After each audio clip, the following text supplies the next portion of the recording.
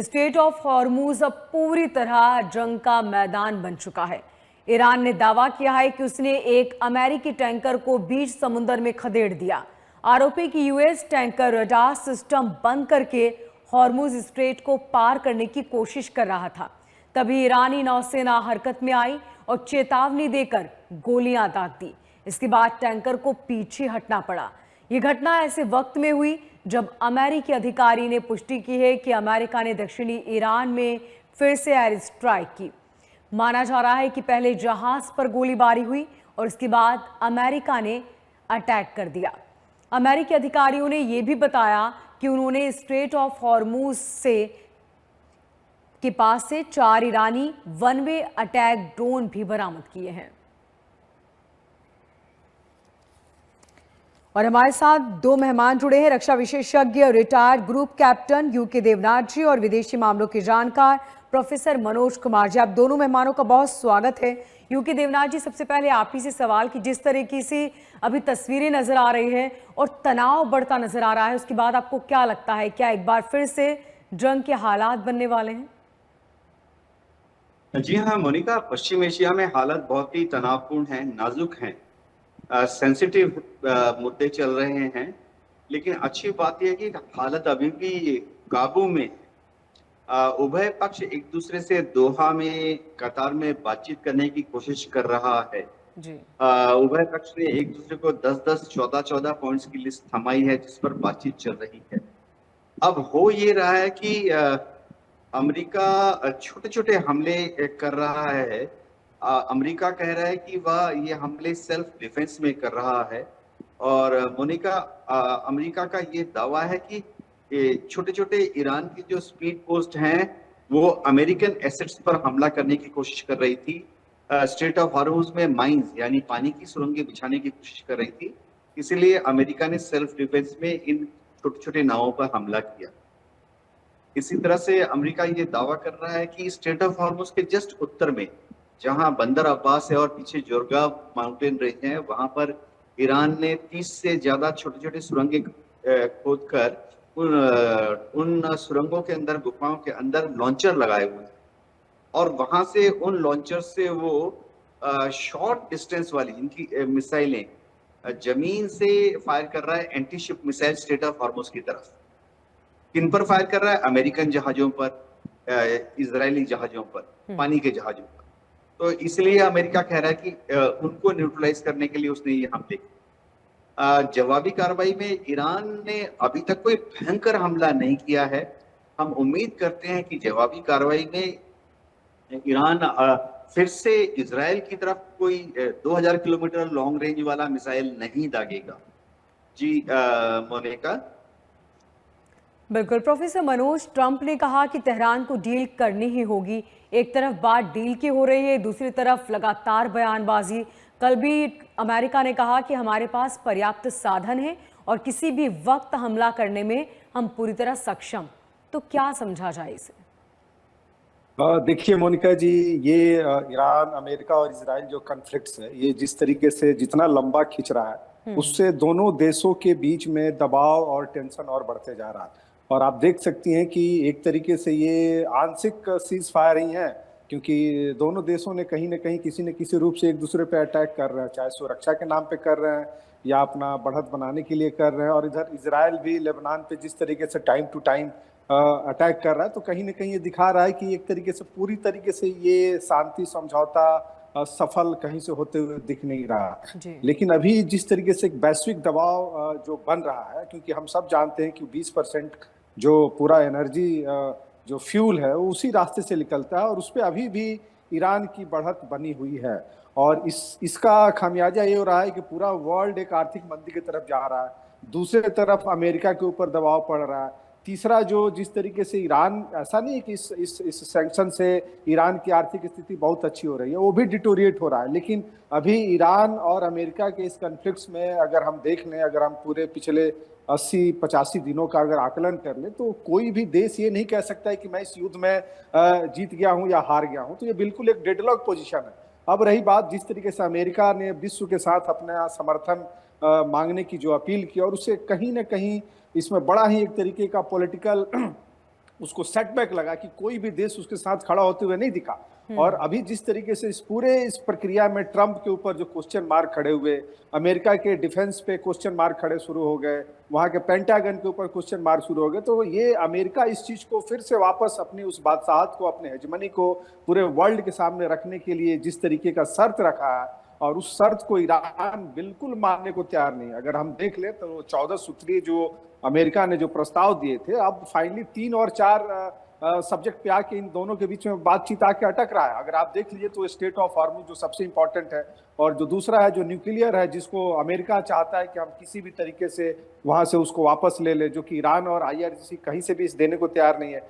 और तीसरा जो सबसे इंपॉर्टेंट है कि जो ईरान के ऊपर जो अमेरिकन जो सैंक्शन लगे हैं उसको हटाने की। तो आप देख सकती हैं कि दोनों देशों के जो भी बातचीत करने वाले जो नेतृत्व हैं या लीडर हैं, उनके तरफ से कहीं से भी पॉजिटिव ऑप्टिमिस्टिक दिख नहीं रही है। लेकिन एक चीज मैं बार बार कहना चाहूंगा कि अमेरिका के जो प्रेसिडेंट ट्रंप है, उन्होंने हमेशा से एक ऑप्टिमिस्टिक अप्रोच पूरे मीडिया को दिया है इस सीज फायर के बाद कि हम बातचीत कर रहे हैं, हम बातचीत बहुत अच्छे स्तर पे जा चुकी है। लेकिन अभी जिस तरीके से जो अटैक अभी शुरू हुए हैं स्टेट ऑफ हॉर्मुज पे, तो ये लगता है कि कहीं ना कहीं कुछ लोग हैं इस वैश्विक राजनीति में जिन्हें युद्ध से बेनिफिट होने वाला है, वो चाहते हैं कि ये युद्ध चलता रहे। क्योंकि हम सब जानते हैं कि डिफेंस एक बहुत बड़ा इंडस्ट्रीज है पूरे वर्ल्ड के लिए, और इस युद्ध के होने से कुछ कैपिटलिस्ट को, कुछ जो बिजनेसमैन हैं, कुछ देश हैं, उनको बहुत फायदे इसमें होते हैं। और शायद इसीलिए इस चीज को कहीं ना कहीं से एक उस रास्ते की तरफ लेके जाया जा रहा है कि ये फिर से युद्ध शुरू हो। लेकिन मैं जो देख रहा हूं, क्योंकि जब तक क्योंकि देखिए इजराइल को हम इसमें इग्नोर नहीं कर सकते हैं,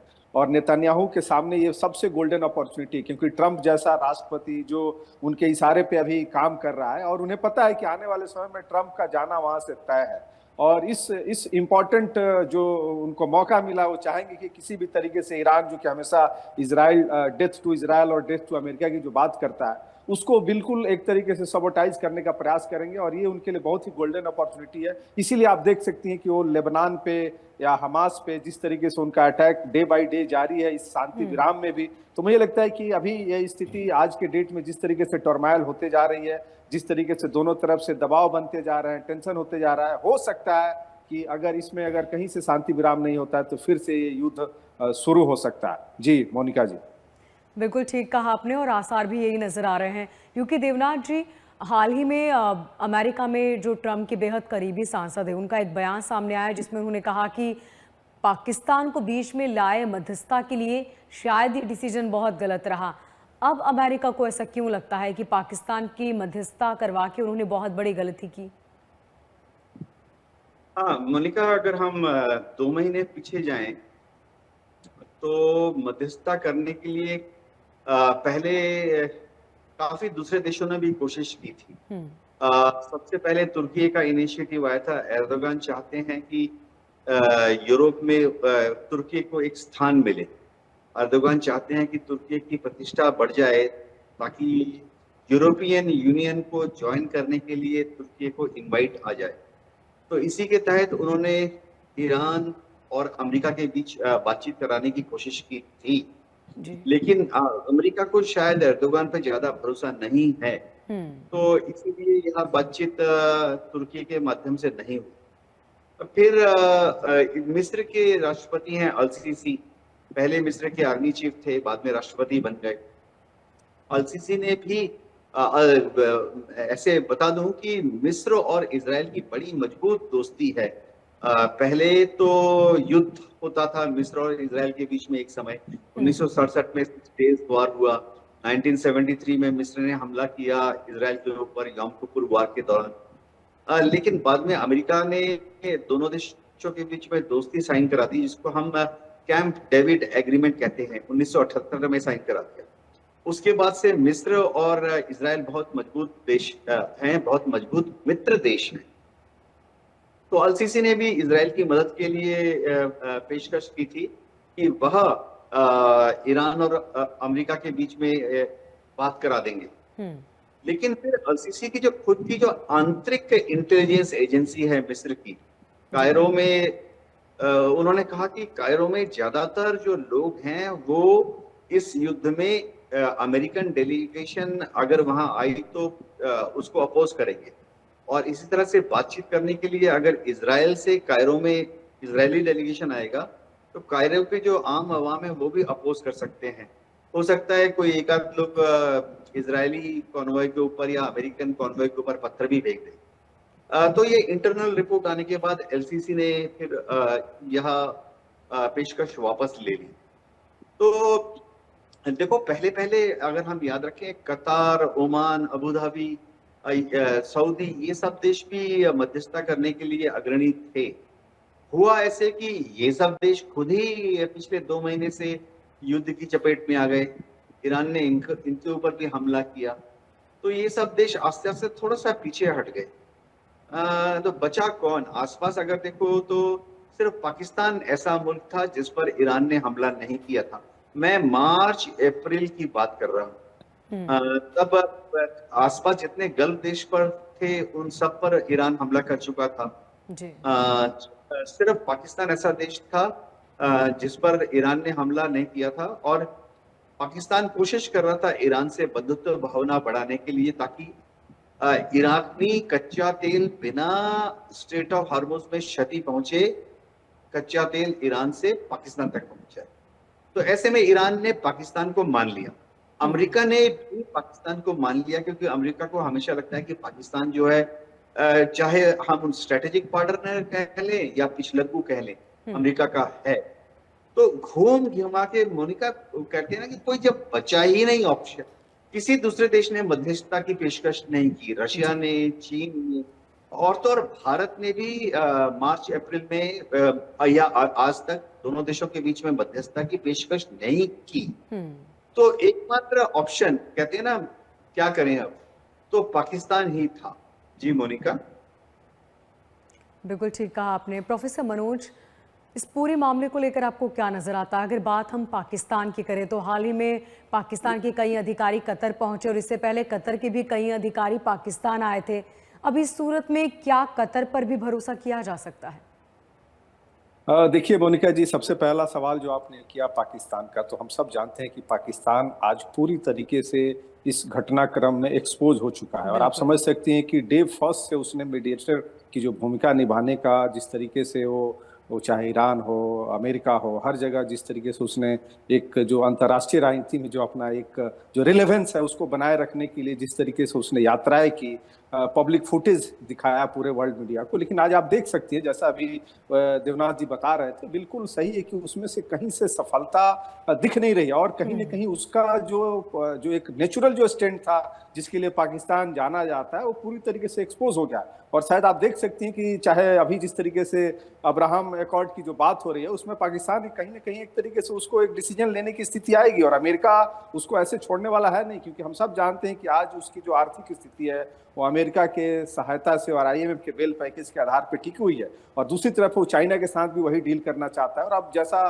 कि हम सब देख रहे हैं कि पूरा अंतर्राष्ट्रीय राजनीति में जो घटनाक्रम तेजी से जो बदला है, वो बिल्कुल ही एक तरीके से दिखा रहा है कि आज अमेरिका के इस पूरे क्राइसिस में हर देश अपने आप को अलग थलग करते जा रहा है, और शायद यही नतीजा है कि ये इतने दिनों के विराम के बावजूद भी वस्तु स्थिति पॉजिटिव डायरेक्शन में कहीं से जाते हुए नहीं दिख रही है। अगर हम इसका थोड़ा सा क्रोनोलॉजिकल ऑर्डर देख ले तो देखिए, फरवरी 2026 में अमेरिका ने और इजराइल ने मिलकर दोनों ने ईरान पर अटैक किया, और उसके जितने जो भी टॉप लीडर थे, चाहे अली खमेनी, ऐसे सबको एक तरीके से एलिमिनेट कर दिया। और उसके बाद ईरान ने जवाबी कार्रवाई में जिस तरीके से अमेरिका के ऊपर अटैक किया, उसके जितने बेस थे खास करके मिडिल ईस्ट में, उन सबको एक तरीके से आर्थिक रूप से बहुत नुकसान पहुंचाया। इसको हम इग्नोर नहीं कर सकते।